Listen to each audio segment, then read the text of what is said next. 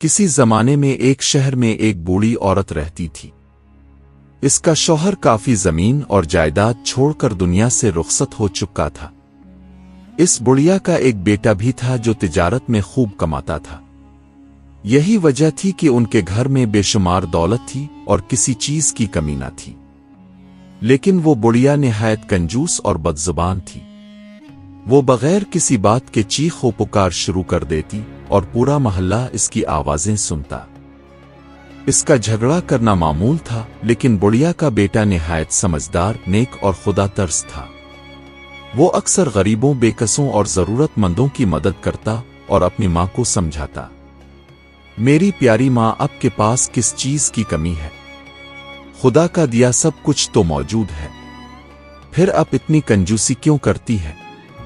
माल और दौलत जमा करके कोई भी अपने साथ नहीं ले जाता, लेकिन नेकी और अच्छे काम इंसान के साथ जाते हैं। आपको दौलत जमा करने की फिक्र छोड़ देनी चाहिए और दूसरों की मदद करनी चाहिए।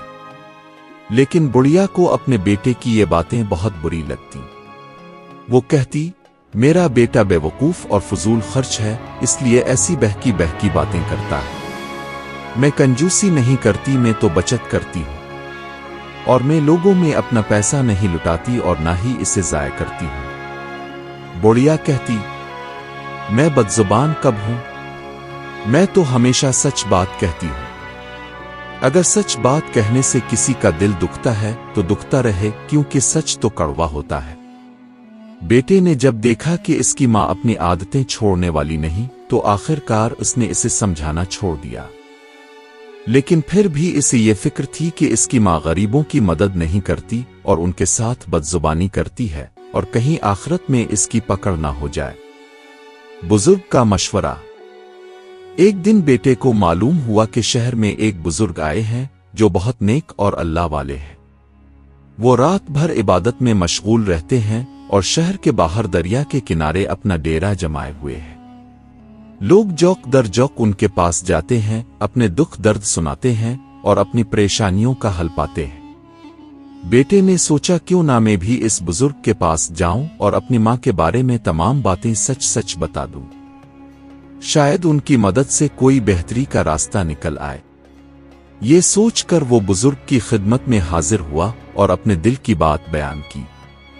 बुजुर्ग ने इसकी बात गौर से सुनी और कहा, एक अच्छा इंसान दूसरों के साथ हमेशा हमदर्दी और मोहब्बत से पेश आता है, लेकिन जो शख्स ऐसा ना करे और अपनी दौलत में से दूसरों को हिस्सा ना दे बल्कि इनसे बदतमीजी करे, ऐसे इंसान को अल्लाह ताला पसंद नहीं करता।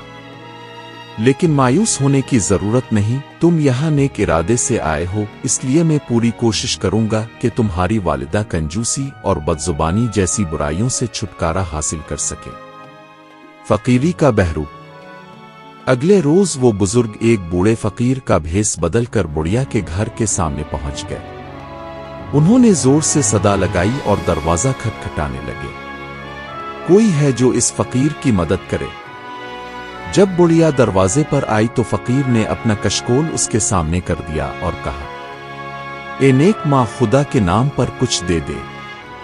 ये सुनकर बुढ़िया तैश में आ गई और कहा, खुदा तुझे गारत करे, खुद बूढ़ा खूसट है, कब्र में पीर लटकाए बैठा है और मुझे मां कहता है, तुझे शर्म नहीं आती? फकीर ने मुस्करा कर कहा, अल्लाह तुम्हारी उम्र में बरकत दे, मुझसे गलती हुई जो तुम्हें मां कह बैठा। तुम तो वाकई मुझसे उम्र में छूटी हो, अब मुझे मुआफ कर दो और खुदा के नाम पर कुछ दे दो। बुढ़िया फिर गुस्से में बोली, अरे मैं तुम्हारी बेटी कैसे हुई? अंधा तो नहीं हूं। फकीर है कर मुझे बेटी कहता है, तुम्हारी हिम्मत कैसे हुई? फकीर ने घबरा कर कहा, तुझ पर अल्लाह का करम हो, वाकई मुझसे गलती हुई। ए जन्नती औरत, खुदा के नाम पर कुछ खैरात दे दो। ये सुनकर बुढ़िया का गुस्सा कुछ कम हुआ और उसने कहा, खैरात? देख मुझे ज्यादा तंग ना कर। फकीर ने समझ लिया कि ये बुढ़िया कुछ देने वाली नहीं, लेकिन वो भी कुछ लिए बगैर जाने को तैयार ना था। इसने घर में बिखरे हुए बादाम के छिलकों की तरफ इशारा करते हुए कहा, अच्छा चुल्लू आटा ना सही, ये बादाम के छल की ही दे दो। बुढ़िया ने कहा, ये छल के ऐसे ही नहीं, फेंक के उनको पेस कर अपने दांतों का मंजन बनाऊंगी, भला तुझे क्यों दे दूं? फकीर ने कहा, सोच लो, ये छल के तुम्हारे फायदे के हैं। अगर दो तो मैं तुम्हें इसके बदले सोने का एक सिक्का दूंगा। ये सुनकर बुढ़िया की बाँछें खिल गईं। वो बोली, अच्छा सोने का सिक्का, ठीक है, ये छल की ले लो और कल सुबह मुझे सिक्का दे देना। फकीर ने कहा, ठीक है, लेकिन शर्त यह है कि आज रात कब्रिस्तान तुम जाओगी। कब्रिस्तान में अजीब वाकया। बुढ़िया कब्रिस्तान पहुंची और एक कब्र के करीब लेट गई। खौफ के आलम में इसे एक अजीब ख्वाब नजर आया। ख्वाब में इसे एक नूरानी शख्सियत ने बताया, अपनी जिंदगी में तुमने सिर्फ एक ही नेकी की है, और वो है ये बादाम के छल के। आज यही छल के तुम्हें कब्र के अजाब से बचाएंगे। ये कहकर वो शख्सियत गायब हो गई। बुढ़िया को एहसास हुआ कि नेकियों का कोई नाम अलबदल नहीं। वो अपनी हरकतों पर शर्मिंदा हो गई और वापसी पर अपने बेटे से मुआफी मांगी। इसके बाद इसने अपनी दौलत से गरीबों की मदद करना शुरू कर दी और अपने रवैये को बदल डाला।